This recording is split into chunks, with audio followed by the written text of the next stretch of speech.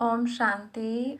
बाबा ने कहा, मीठे बच्चे, अब सतो प्रधान बन घर जाना है, इसलिए अपने को आत्मा समझ निरंतर बाप को याद करने का अभ्यास करो। उन्नति का सदा ख्याल रखो। प्रश्न: पढ़ाई में दिन प्रतिदिन आगे बढ़ रहे हैं या पीछे हट रहे हैं, उसकी निशानी क्या है? उत्तर: पढ़ाई में अगर आगे बढ़ रहे हैं तो हल्केपन का अनुभव होगा। बुद्धि में रहेगा, यह शरीर तो छीछी है, इसको छोड़ना है, हमको तो अब घर जाना है। दैवी गुण धारण करते जाएंगे। अगर पीछे हट रहे हैं तो चलन से आसुरी गुण दिखाई देंगे। चलते फिरते बाप की याद नहीं रहेगी। वह फूल बन सबको सुख नहीं दे सकेंगे। ऐसे बच्चों को आगे चल साक्षात्कार होंगे, फिर बहुत सजाएं खानी पड़ेंगी। ओम शांति। बुद्धि में यह ख्यालात रहे कि हम सतो प्रधान आए थे। रूहानी बाप रूहानी बच्चों को समझाते हैं। यहाँ सब बैठे हैं, कोई तो देह अभिमानी है और कोई देही अभिमानी होंगे। कोई सेकंड में देह अभिमानी और सेकंड में देही अभिमानी होते रहेंगे। ऐसे तो कोई कह न सके कि हम सारा समय देही अभिमानी हो बैठे हैं। नहीं, बाप समझाते हैं, कोई समय देही अभिमानी, कोई समय देह अभिमान में होंगे। अब बच्चे यह तो जानते हैं, हम आत्मा इस शरीर को छोड़ जाएंगे अपने घर। बहुत खुशी से जाना है। सारा दिन चिंतन ही यह करते हैं, हम शांति धाम में जाएं, क्योंकि बाप ने रास्ता तो बताया है। और लोग कभी इस विचार से नहीं बैठते होंगे, यह शिक्षा किसको मिलती ही नहीं है, ख्याल भी नहीं होगा। तुम समझते हो यह दुख धाम है। अब बाप ने सुख धाम में जाने का रास्ता बताया है। जितना बाप को याद करेंगे उतना संपूर्ण बन यथा योग्य शांति धाम में जाएंगे। उनको ही मुक्ति कहा जाता है, जिसके लिए ही मनुष्य गुरु करते हैं। परंतु मनुष्यों को बिल्कुल पता नहीं कि मुक्ति, जीवन मुक्ति चीज क्या है, क्योंकि यह है नई बात। तुम बच्चे ही समझते हो। अब हमको घर जाना है। बाप कहते हैं, याद की यात्रा से पवित्र बनो। तुम पहले पहले जब आए श्रेष्ठाचारी दुनिया में तो सतो प्रधान थे, आत्मा सतो प्रधान थी। कोई के साथ कनेक्शन भी पीछे होगा। जब गर्भ में जाएंगे तब संबंध में आएंगे। तुम जानते हो, अभी यह हमारा अंतिम जन्म है, हमको वापस घर जाना है। पवित्र बनने बिगर हम जा नहीं सकेंगे। ऐसे ऐसे अंदर में बातें करनी चाहिए, क्योंकि बाप का फरमान है, उठते बैठते चलते फिरते बुद्धि में यही ख्यालात रहे कि हम सतो प्रधान आए थे, अब सतो प्रधान बनकर घर जाना है। सतो प्रधान बनना है बाप की याद से, क्योंकि बाप ही पतित पावन है। हम बच्चों को युक्ति बताते हैं कि तुम ऐसे पावन हो सकेंगे। सारे सृष्टि के आदि मध्य अंत को तो बाप ही जानते हैं, और कोई अथॉरिटी है नहीं। बाप ही मनुष्य सृष्टि का बीज रूप है। भक्ति कहाँ तक चलती है यह भी बाप ने समझाया है। इतना समय ज्ञान मार्ग, इतना समय भक्ति, यह सारा ज्ञान अंदर में टपकना चाहिए। जैसे बाप की आत्मा में ज्ञान है, तुम्हारी आत्मा में भी ज्ञान है। शरीर द्वारा सुनते और सुनाते हैं, शरीर बिगर तो आत्मा बोल न सके। इसमें प्रेरणा व आकाशवाणी की बात होती नहीं। भगवान उवाच है तो जरूर मुख चाहिए, रथ चाहिए। गधे घोड़े का रथ तो नहीं चाहिए। तुम भी पहले समझते थे कलयुग अभी 40,000 वर्ष और चलना है। अज्ञान नींद में सोए पड़े थे, अब बाबा ने जगाया है। तुम भी अज्ञान में थे, अब ज्ञान मिला है। अज्ञान कहा जाता है भक्ति को। अब तुम बच्चों को यह ख्याल करना है, हम अपनी उन्नति कैसे करें, उच्च पद कैसे पाएं। अपने घर जाकर फिर नई राजधानी में आकर उच्च मर्तबा पाएं।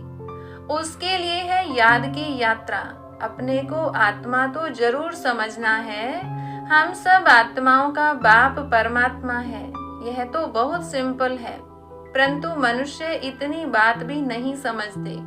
तुम समझा सकते हो कि यह है रावण राज्य, इसलिए तुम्हारी बुद्धि भ्रष्टाचारी बन गई है। मनुष्य समझते हैं जो विकार में नहीं जाते हैं वह पावन है, जैसे सन्यासी हैं। बाप कहते हैं वह तो अल्पकाल के लिए पावन बनते हैं, दुनिया तो फिर भी पतित है ना। पावन दुनिया है ही सतयुग, पतित दुनिया में सतयुग जैसा पावन कोई हो नहीं सकता। वहां तो रावण राज्य ही नहीं, विकार की बात ही नहीं।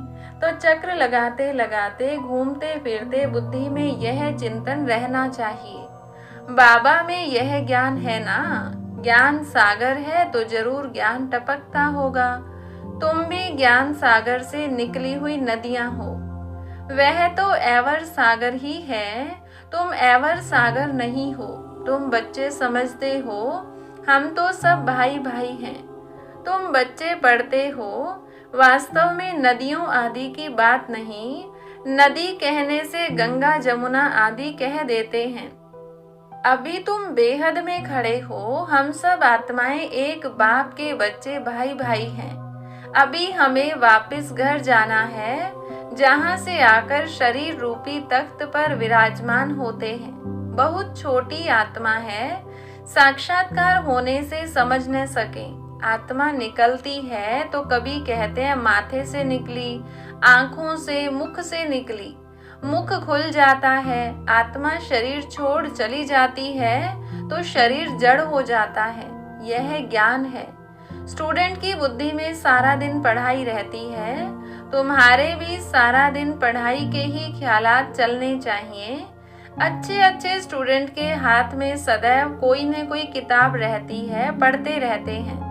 बाप कहते हैं तुम्हारा यह अंतिम जन्म है, सारा चक्र लगाकर अंत में आए हो तो बुद्धि में यही सिमरन रहना चाहिए। धारणा कर औरों को समझाना चाहिए, कोई को तो धारणा होती ही नहीं। स्कूल में भी नंबरवार स्टूडेंट होते हैं, सब्जेक्ट भी बहुत होती हैं। यहाँ तो सब्जेक्ट एक ही है, देवता बनना है। यही पढ़ाई का चिंतन चलता रहे, ऐसे नहीं पढ़ाई भूल जाए, बाकी और ख्यालात चलते रहें। धंधे वाला होगा, अपने धंधे के ही ख्यालात में लगा रहेगा। स्टूडेंट पढ़ाई में ही लगा रहेगा। तुम बच्चों को भी अपनी पढ़ाई में रहना है। कल एक निमंत्रण पत्र आया था इंटरनेशनल योग कॉन्फ्रेंस का, तुम उन्हों को लिख सकते हो। तुम्हारा तो यह है हठ योग। इसकी एम ऑब्जेक्ट क्या है, इससे फायदा क्या होता है? हम तो राजयोग सीख रहे हैं। परमपिता परमात्मा जो ज्ञान सागर है, वह रचयिता हमको अपना और रचना का ज्ञान सुनाते हैं। अब हमको वापस घर जाना है। मन मनाभव यह है हमारा मंत्र। हम बाप को और बाप द्वारा जो वर्षा मिलता है उसको याद करते हैं। तुम यह हठ योग आदि करते आए हो, इसकी एम ऑब्जेक्ट क्या है? हमने अपना तो बताया कि हम यह सीख रहे हैं। तुम्हारे इस हठ योग से क्या मिलता है, ऐसा रिस्पॉन्ड नटशेल में लिखना है। ऐसे ऐसे निमंत्रण तो तुम्हारे पास बहुत आते हैं।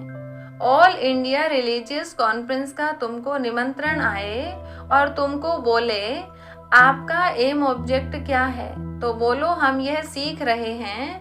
अपना जरूर बताना चाहिए। क्यों? यह राजयोग तुम सीख रहे हो। बोलो हम यह पढ़ रहे हैं। हमको पढ़ाने वाला भगवान है। हम सब ब्रदर्स हैं। हम अपने को आत्मा समझते हैं।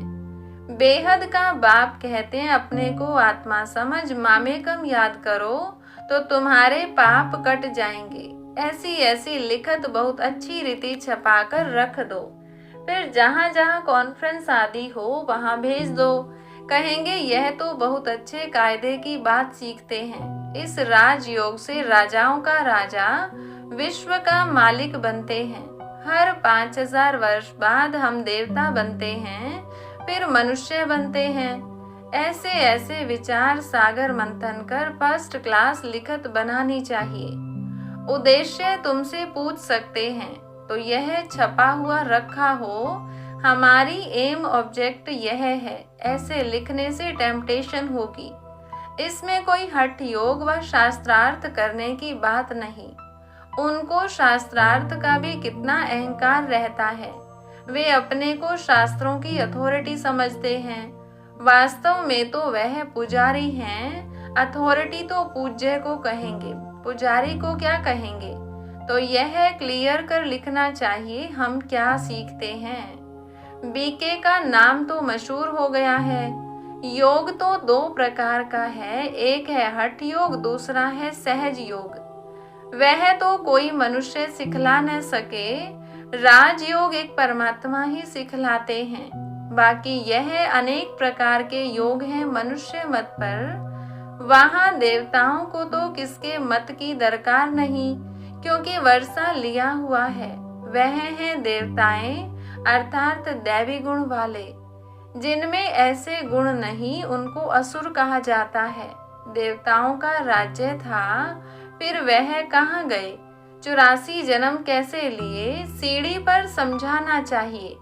सीढ़ी बड़ी अच्छी है, जो तुम्हारी दिल में है वह सीढ़ी में है। सारा मदार पढ़ाई पर है। पढ़ाई है सोर्स ऑफ इनकम। यह है सबसे ऊंची पढ़ाई, दी बेस्ट। दुनिया नहीं जानती कि दी बेस्ट कौन सी पढ़ाई है। इस पढ़ाई से मनुष्य से देवता डबल क्राउन बन जाते हैं। अभी तुम डबल सिरताज बनने का पुरुषार्थ कर रहे हो। पढ़ाई एक ही है, फिर कोई क्या बनते कोई क्या। वंडर है, एक ही पढ़ाई से राजधानी स्थापन हो जाती है। राजा भी बनते तो रंक भी बनते। बाकी वहां दुख की बात होती नहीं। मर्तबे तो है ना। यहाँ अनेक प्रकार के दुख हैं। पैमन, बीमारियां, अनाज आदि नहीं मिलता, फ्लड्स आती रहती। भल लखपति करोड़पति हैं, जन्म तो विकारों से ही होता है ना। धक्का खाया, मच्छर ने काटा, यह सब दुख है ना। नाम ही है रौरव नर्क, तो भी कहते रहते फलाना स्वर्ग पधारा। अरे स्वर्ग तो आने वाला है, फिर कोई स्वर्ग गया कैसे। किसको भी समझाना तो बहुत सहज है। अब बाबा ने ऐसे दिया है, मना निबंध दिया है, लिखना बच्चों का काम है। धारणा होगी तो लिखेंगे भी। मुख्य बात बच्चों को समझाते हैं, अपने को आत्मा समझो। अब वापस जाना है। हम सतो प्रधान थे तो खुशी का पारावार नहीं था। अभी तमो प्रधान बने हैं, कितना सहज है। पॉइंट्स तो बाबा बहुत सुनाते रहते हैं, तो अच्छी रीति बैठ समझाना है। नहीं मानते हैं तो समझा जाता है यह हमारे कुल का नहीं है। पढ़ाई में दिन प्रतिदिन आगे बढ़ना है, पीछे थोड़ा ही हटना है। दैवी गुणों के बदले आसुरी गुण धारण करना, यह तो पीछे हटना हुआ ना। बाप कहते हैं विकारों को छोड़ते रहो, दैवी गुण धारण करो। बहुत हल्का रहना है। यह शरीर छी है, इसको छोड़ना है। हमको तो अब जाना है घर। बाप को याद नहीं करेंगे तो गुलगुल नहीं बनेंगे। बहुत सजाएं खानी पड़ेंगी। आगे चल तुमको साक्षात्कार होंगे, पूछेंगे तुमने क्या सर्विस की है। तुम कभी कोर्ट में नहीं गए हो, बाबा ने सब कुछ देखा हुआ है। कैसे यह लोग चोरों को पकड़ते हैं, फिर केस चलते हैं, तो वहां भी तुमको सब साक्षात्कार कराते रहेंगे। सजाएं खाकर फिर पाई पैसे का पद पा लेंगे। टीचर को तो रहम आता है ना, यह नापास हो जाएंगे। यह बाप को याद करने की सब्जेक्ट सबसे अच्छी है, जिससे पाप कटते जाएं। बाबा हमको पढ़ाते हैं, यही सिमरन करते चक्र लगाते रहना चाहिए। स्टूडेंट टीचर को याद भी करते हैं और बुद्धि में पढ़ाई रहती है। टीचर से योग तो जरूर होगा ना, यह बुद्धि में रहना चाहिए। हम सब भाइयों का एक टीचर है, वह है सुप्रीम टीचर। आगे चल बहुतों को मालूम पड़ेगा, अहो प्रभु तेरी लीला। महिमा करके मरेंगे, परंतु पा तो कुछ नहीं सकेंगे।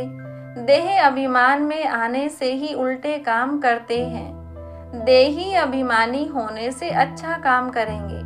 बाप कहते हैं अब तुम्हारी वानप्रस्थ अवस्था है, वापिस जाना ही पड़ेगा। हिसाब किताब चुकतू कर सबको जाना है, चाहे व न चाहे जाना जरूर है। एक दिन ऐसा भी आएगा जो दुनिया बहुत खाली हो जाएगी, सिर्फ भारत ही रहेगा। आधा कल्प सिर्फ भारत ही होगा तो कितनी दुनिया खाली होगी। ऐसा ख्याल कोई की बुद्धि में नहीं होगा सिवाय तुम्हारे। फिर तो तुम्हारा कोई दुश्मन भी नहीं होगा। दुश्मन आते हैं क्यों? धन के पिछाड़ी। भारत में इतने मुसलमान और अंग्रेज क्यों आए? पैसा देखा, पैसे बहुत थे, अब नहीं है तो अब और कोई है नहीं। पैसे ले खाली कर गए। मनुष्य यह नहीं जानते। बाबा कहते हैं पैसा तो तुमने आपे ही खत्म कर दिया ड्रामा प्लान अनुसार। तुम्हें निश्चय है हम बेहद के बाप पास आए हैं। कभी किसके ख्याल में भी नहीं होगा कि यह ईश्वरीय परिवार है। अच्छा, मीठे मीठे सिकिलधे बच्चों प्रति माता पिता बाप दादा का याद प्यार और गुड मॉर्निंग। रूहानी बाप की रूहानी बच्चों को नमस्ते। रूहानी बच्चों की रूहानी बाप दादा को नमस्ते। धारणा के लिए मुख्य सार। पहली पॉइंट, चलते फिरते बुद्धि में पढ़ाई का चिंतन करना है। कोई भी कार्य करते बुद्धि में सदा ज्ञान टपकता रहे। यह दी बेस्ट पढ़ाई है जिसे पढ़कर डबल क्राउन बनना है। दूसरी पॉइंट, अभ्यास करना है। हम आत्मा भाई भाई हैं। देह अभिमान में आने से उल्टे काम होते हैं, इसलिए जितना हो सके देही अभिमानी रहना है। वरदान, सत्यता की शक्ति द्वारा सदा खुशी में नाचने वाले शक्तिशाली महान आत्मा भव। कहा जाता है सच तो बिट्ठू नच। सच्चा अर्थात सत्यता की शक्ति वाला सदा नाचता रहेगा, कभी मुरझाएगा नहीं, उलझेगा नहीं, घबराएगा नहीं, कमजोर नहीं होगा।